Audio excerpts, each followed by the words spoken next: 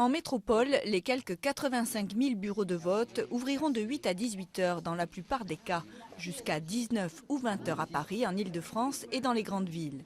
Les électeurs des Antilles, de Polynésie, de Saint-Pierre et Miquelon et du continent américain voteront samedi pour éviter qu'en raison du décalage horaire avec la métropole, leur choix soit influencé par le résultat du vote.